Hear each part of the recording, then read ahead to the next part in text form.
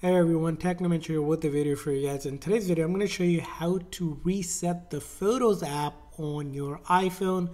So this is possible starting with iOS 18.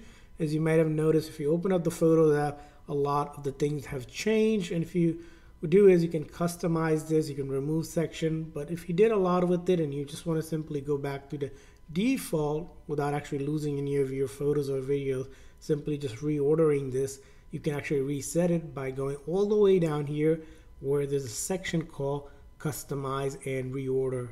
If you click on that, you get this menu which allows you to go ahead and unselect and select certain categories, move them around accordingly. But then you have this option on the right on that left hand corner that says reset. If I click on that little reset, as you can see here, it resets to what originally was set for the photo app. And if I click on it, right, all my photos, videos are still there. It just resets back. So if you ever do any customization with the photo app, you can just simply click on to reset that.